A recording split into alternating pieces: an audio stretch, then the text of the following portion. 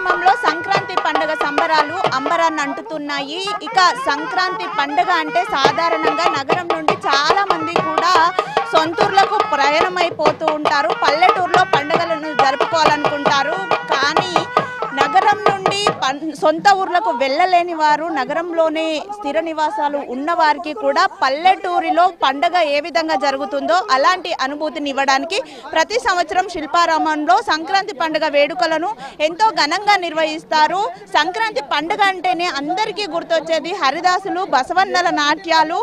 పల్లెటూర్లలో అయితే హరిదాసులు ఇంటి ముందుకు వస్తూ ఉంటారు, బసవన్నలు ఇంటి ముందుకు వచ్చి విన్యాసాలు చేస్తూ ఉంటే ఎంతో బాగా అనిపిస్తూ ఉంటుంది. అదేవిధంగా కూడా ఈ కళాకారులు హరిదాసులు కావచ్చు, బసవన్నలు కావచ్చు, ఇంకా వివిధ కళలకు చెందినటువంటి కళాకారులంతా శిల్పారామంకి వచ్చి ఇక్కడ 4 రోజుల పాటు కూడా వారి విన్యాసాలను ప్రదర్శిస్తూ ఉంటారు. ఇక్కడ మనం విజువల్స్ లో చూడొచ్చు బసవన్నల నాట్యాలు అయితే ఇక్కడికి వస్తున్నటువంటి సందర్శకులను ఎంతగానో ఆకట్టుకుంటున్నాయి. నేటి తరం పిల్లలకు అసలు ఈ కళారూపాల గురించి అంతగా అవగాహన ఉండదు. అలాంటి వారికి కూడా అసలు ఈ కళారూపాలు ఏంటి, వీటి వెనుక ఉన్నటువంటి చరిత్ర ఏంటి కూడా తెలియజేస్తూ ఈ కళారూపాలను ఇక్కడ ప్రదర్శిస్తూ ఉంటారు. మనతో పాటు ఈ గంగిరెద్దుల కళాకారులు ఉన్నారు, వారి చేత మాట్లాడించే ప్రయత్నం చేద్దాం.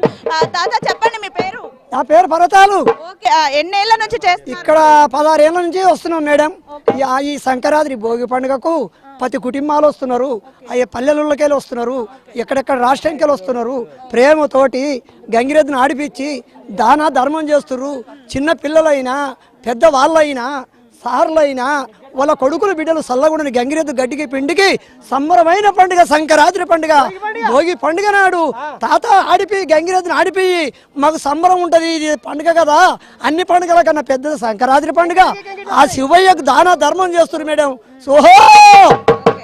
సంక్రాంతి పండగకి గంగిరెద్దులను ఎక్కువగా ఆడిపిస్తుంటారు కదా, దీని వెనుక కారణం ఏంటి? ఏంటంటే సంక్రాంతి పండుగ అంటే గంగిరెద్దులు ఎక్కువ వస్తాయి. సంక్రాంతి పండుగ అంటే గంగిరెద్దులు వస్తాయి. ఎందుకంటే కీడు మంచి సంక్రాంతి పండుగ అంటే కీడు పండుగ ఉంటుంది. కీడు పండుగ వారికి మంచిగా ఉన్నా చెడ్డ ఉన్నా బసదేవుడు నంది అంటే శంకరుడు, పార్వతి, నందీశ్వరుడు భగవంతుడు. ఎద్దుకు దానం పెడతారు, ధనం పెడతారు, అన్నదానం పిండి అన్ని పెట్టి దానికి కాలు కడిగి బొట్టు పెడితే వాళ్ళు వచ్చే గడాలని పోయిపోతాయి. బసదేవుడు